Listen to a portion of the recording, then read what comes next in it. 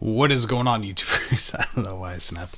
It is referee Rob Jackson. We are back with another reaction video. Today I'm actually going to be reacting to How Amnesia the Bunker Perfected Monsters by Kogaro, and I am going to link his channel in the description below. So this video caught my attention, and I should be asleep, but I can't. Is there more coffee in here? Haha, baby! It's just a little bit more. Oh, I made that well. Alright, let's get to it, baby. Amnesia the Bunker is one of the best horror games I've ever gotten the chance to play.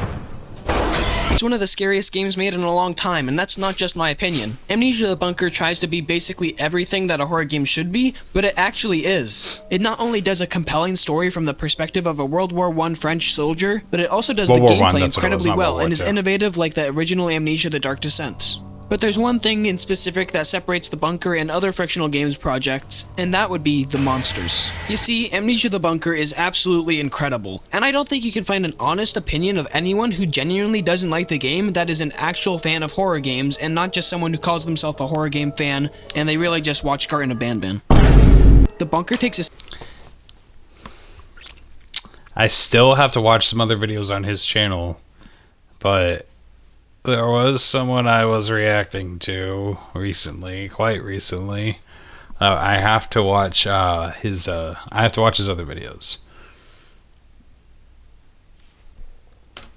Takes a step back from what fictional games have mainly focused their development on over the last decade, that being storytelling over an overall horror experience. With this game, they reverted back to what blew up the Dark Descent in the early days. A super horrifying atmosphere with gameplay and a relatively thought out story that is just purely icing on the cake instead of being the whole cake made out of icing like previous games from Frictional. But just because fictional games have made something that wasn't a quote unquote walking simulator, doesn't make it a top horror game of the year. Just let me introduce you to the game.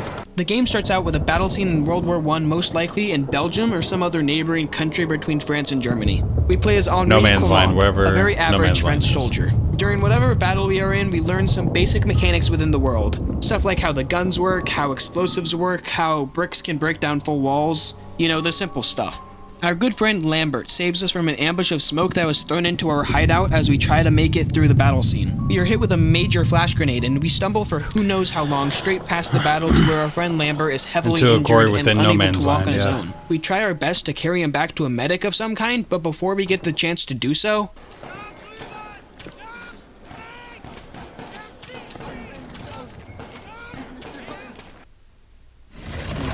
the world is in danger! Only these heroes can save it! Heroes of Gojitsu! We black out for what feels like forever as we are basically unconscious for what seems to be possibly days. Suddenly, we wake up. We're on some kind of bloodied hospital bed, and as we stumble around the room that we're left in, we realize two things. One, our wounds have been either healed or patched up, and two, we are now trapped in some kind of bunker. And that's our introduction to the game. Pretty incredible intro in my opinion, but if you're not quite convinced that this game is actually any good, allow me to continue. As we start to explore the rooms that we were left in... Hey, the man, I tagged you in or I did reviews on your other videos. You might want to watch this video. Just throwing some shots. Because I'm a heel, that's how we do it in pro wrestling. We throw shots, we cut promos, etc., etc. That's what we do. If you don't understand my gimmick. We come across a note that was apparently from our doctor while we were knocked out down here. Apparently, we had been in some kind of a coma state for a while, and when we originally had awoken, we couldn't remember even our own name. I know there's a word for that, I just can't figure it out. Anyways, moving on past the note from our mysteriously missing doctor, we find ourselves a flashlight. But this is not just any ordinary flashlight. Oh no, no, no, no. This is the world's loudest little piece of crap flashlight you could ever possibly imagine. But it is a fun toy. Apparently, it was commonly used around this time period of the First World War. But it's not very fun when you're trying to hide from a monster and you need to see where you're going to find a way to a hideout of some kind. And you power the flashlight and it does this? I bet you can imagine how unhelpful this could be. Yet, it's the only source of light that doesn't cost fuel throughout the entire game, so you better get used to its constant winding. Finally, leaving this room we woke up in, we leave to a hallway and walk into some kind of office area. We open the back door and find a pile of something that's dead. Right next to the pile of dead stuff is a conveniently full container of fuel. Don't know why or how it was left there, but I don't feel like speculating because I assume it doesn't have any story implications. Finally deciding to continue discovering whatever this bunker we found ourselves in has in store. Let's just see here. Gonna write something down real quick, and yep. Opening a few drawers in the main office room, we find another note from our doctor describing the photo we can take off the wall. Body of Sergeant Raynard. Multiple lacerations, chest cavity torn to shreds, every rib cracked, skull cracked open by repeated blunt force trauma. Who could have done this to him? Apparently it was some kind of soldier and had a lot of damage from presumably some type of creature. No human, even in war, could leave marks and tears at a person like what was left on this man. We now know the real dangers that lie within this bunker. Finally, moving on from the second room that we found, we are guided by a few locked doors to one open cafeteria space to see the creature that inhabits the bunker's main mode of transportation, in the form of through the walls. Which is just delightful information that I could have gone much longer without knowing, thank you very much, Mr. Frictional Games. Making our way to the door on the opposite side of the cafeteria, you know, past the open holes where the monster might be able to just grab my tootsies and yank me into Neverland. Yeah, past those. We open the door and hear a voice. It's from another trapped soldier down here in the bunker. The soldier recognizes us. Apparently we were on the same team while fighting in the war. He tells us he's not going to survive much longer, which I can definitely see. And that he would much rather die at the hands of a brother than that thing. Which, who am I to say no to my brother? I've got to honor his dying wish. So we take his unloaded gun and go grab a few bullets left in the supply room behind us.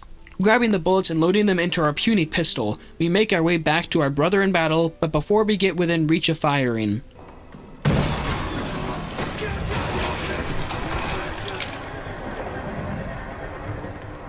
we never even get a name for the man, which is probably a good thing, saying that I would have gotten much more attached to him if we had. This is also our first time seeing the monster in action.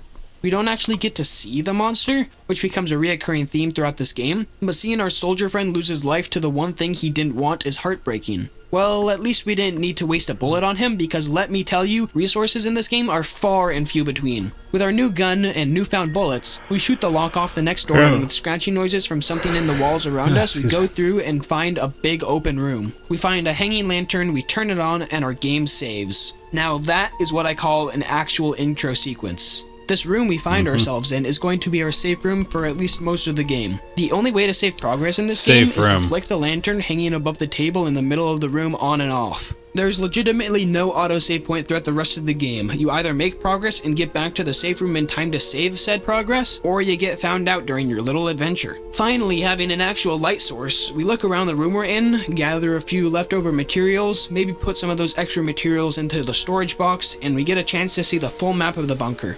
Listen here, because I'm going to teach you all the ins and outs of this place, and you're going to remember every last detail. We've got the administration room, aka the safe room. We've got some storage rooms, the kitchen, and the mess hall, which we've already explored through earlier. We've got the office quarters for the soldiers who are working down here. We've got the prison, the soldier quarters, the arsenal, and the maintenance room. Now you better remember everything that I just said, or it's going to be quite difficult to navigate this place the way you want to. Whew.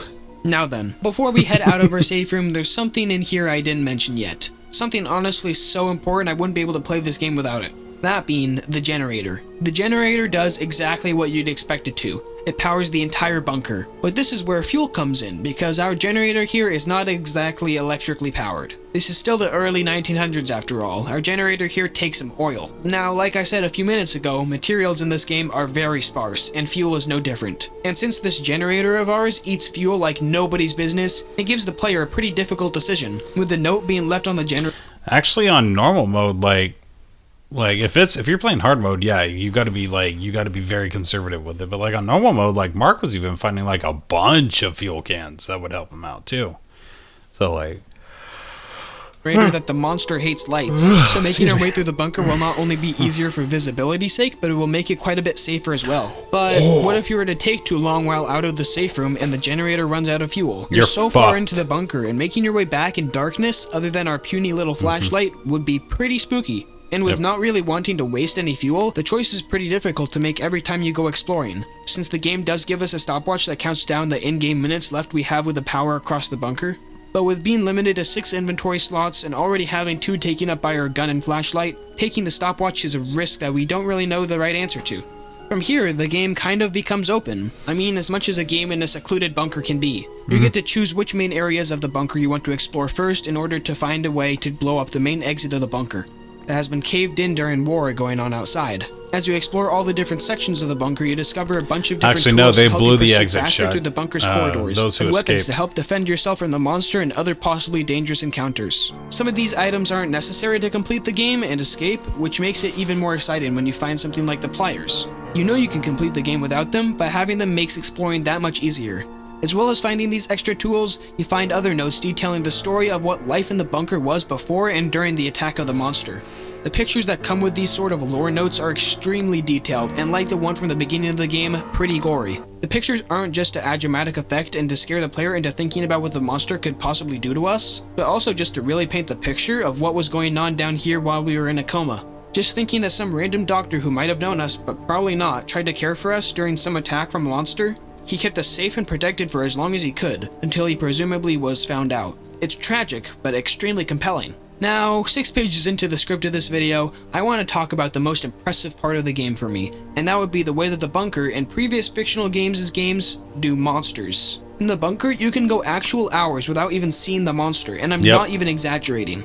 The game's design makes sure that you are always aware that the monster is somewhere, but very rarely do you have run-ins with the monster. And when you do, they are usually short-lived because I don't know about you, but I'd rather not go more than 5 seconds within visible distance of this thing. This lack of knowing with a monster in fictional games goes pretty unnoticed from what I see. Fictional obviously knows how to do great villains and monsters in their games. The designs of basically every monster in a fictional game is incredibly horrifying, no matter the video quality. And with the quality options presented to fictional in recent times, even if they are using their own game engine, which might be holding them back a bit when it comes to graphic capability. But not only is the monster shown in the bunker genuinely horrific through and through, I mean just looking at this thing move is absolutely disgusting. And just knowing that you and this human shredding creature are the only living things left in this bunker besides the scattered rats that also like to eat humans for some reason, and the functionality of not truly being able to protect yourself from it is honestly just as horrifying as the creature itself. I mean, you can defend yourself slightly. You have bullets and grenades that you can use to stun the beast as you make your way back to some form of safety or hideout while the monster goes back into the walls of the bunker. But eventually, you are more than likely to run out of ammo or grenades before escaping the bunker if your main strategy for defense is attacking instead of hiding. And being left with only hiding as a defense from this creature doesn't always end with you living.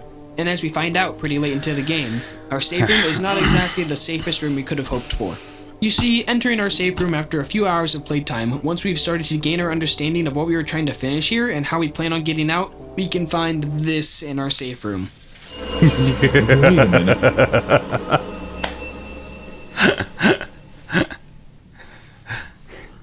It was at this moment that he knew he fucked up. Welcome to Menlandia, where men can be dudes and dudes can be men. Skip. There's no comforting music. The monster, somehow, has made our only real safety a part of its caving system, leaving a heavy sense of dread, as now this room we find ourselves in is no safer than any other place in the bunker. With all the other functioning systems that go into this game all working together to make a well-thought-out gaming experience, everything just works so perfectly, which is what makes me love it so much. The possibilities of ways to work your way through the bunker and defending yourself from monsters and being on the watch from old booby traps when the bunker was still up and functioning. Which, by the way, why did the soldiers set up traps in their own bunker? They were the only people who were going to be down here in the first place, so why risk injuring your own soldiers? I don't know, it's the French. It's not worth questioning their decisions. The thought of eating repulses me.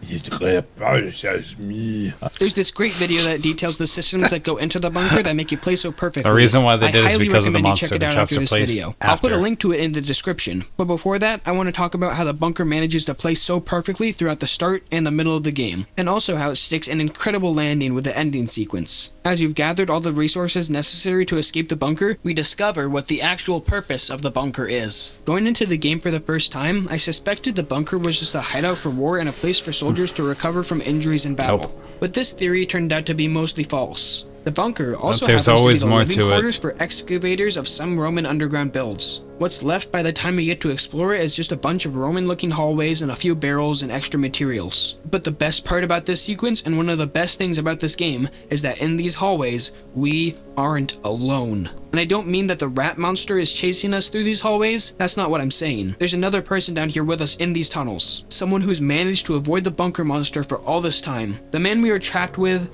is a one, and forgive me if I'm mispronouncing it, Toussaint Beaufoy. He's an old soldier who's lost his mind being trapped in the bunker and... Oh, look at that. He's gone and ripped his eyeballs out. Well, how fun. Being trapped with this soldier and his absolute brute of a shotgun leaves us mostly defenseless in the misty hallways. Not getting a very good opportunity to even look at the soldier and not having any hiding spots, let alone a reason to use a hiding spot, as the man is as blind as it gets. But we must be as quiet as possible, sneaking through the hallways trying to find the exit that will lead us out of this horrible bunker. We have to balance our flashlight windings with time to sneak and times to remain still, as getting too close to the soldier renders him aware of our location and gets us blasted. Somehow, after 13 years of game development, Frictional have made a gunfight genuinely scary. We are challenged with trying to fight back against the soldier to win our chance of freedom, and as the gas we're surrounded with poisons our vision, causing hallucinations of ghosts that used to roam these hallways. Or are they hallucinations at all? Who knows? It's not like we can ask the other soldier because he's blind and wants to kill us. Once you do end up getting the chance to blow the soldier in the head with our pistol, retrieve his shotgun and extra detonator from his office, we can finally go back to the bunker one final time to receive our freedom. Except there's one thing you could manage to miss just by heading back after beating the soldier in the gunfight of our lives. If you were to head deeper into the tunnels, you could get our first true taste of freedom. But it only lasts a few moments as we look back up to see that we are still unfathomably trapped down here. This is one of my favorite moments in gaming, as we finally get to see the real world again, only for it to be once again broken by the sounds of gunfire from above. Even if we were able to make it out from this point, it would just lead us back to death. But there is one other time besides the game's true end that we see a small taste of the outside world. Back in the bunker, we can make it to a small section called the pillbox. A pillbox is like these little hideouts and bunkers like the one that we inhabit that allows for soldiers to peek back out at the war that's going on. Yep. If we make it to the pillbox and climb the ladder, we can actually see the outside world for the first time since entering. But our peace is quickly broken just a few seconds after beginning by the sound of a gunshot. We are trapped in a bunker, and the only way out will lead us straight into war, which, like I said earlier, has a similar chance of death. Before heading back down, if we turn around in the head of the pillbox, we can see a now dead soldier.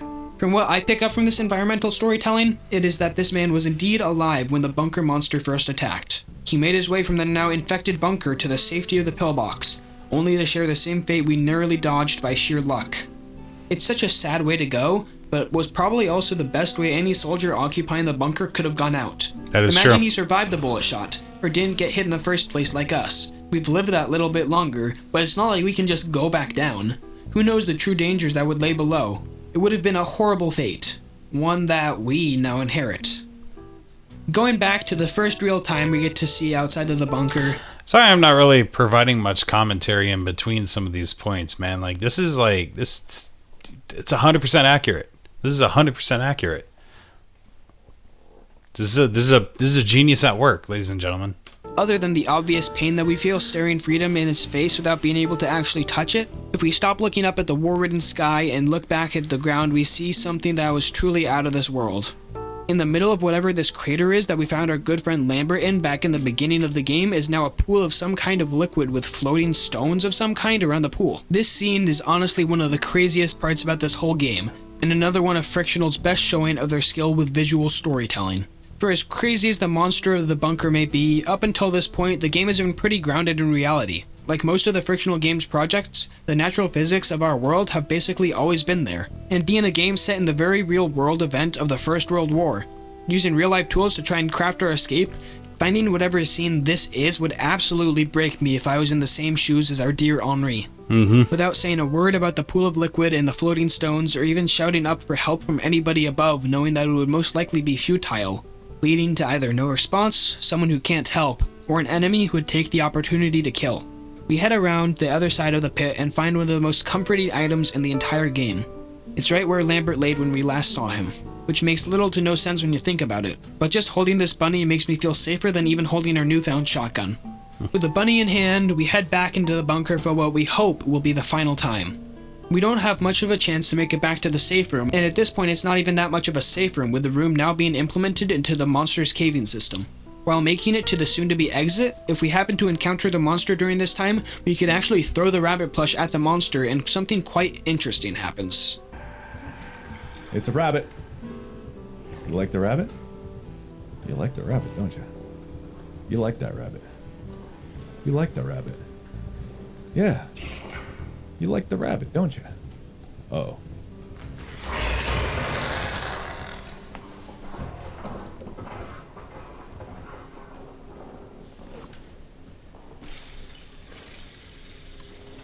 He took it. He took it. He took the rabbit.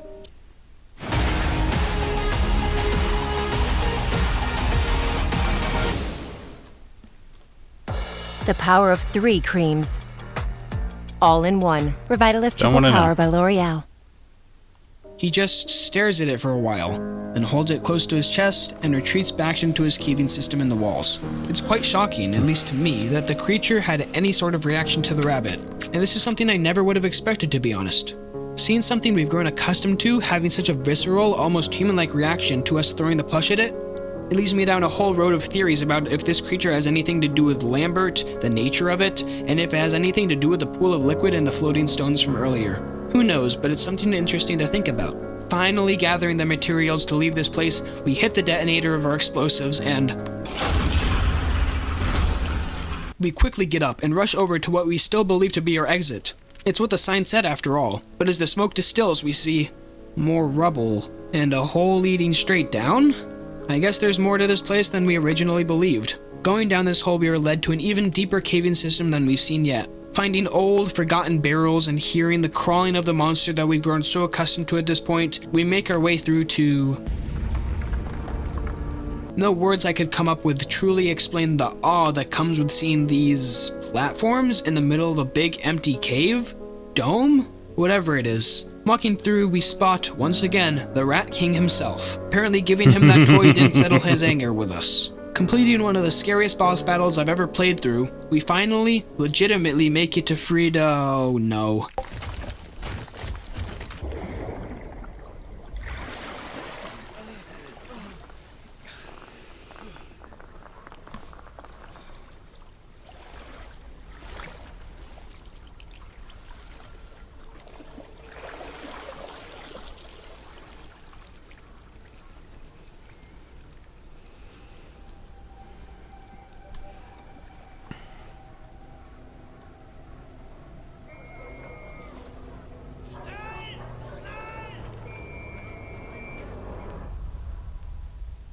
Amnesia the Bunker, one of horror's greatest.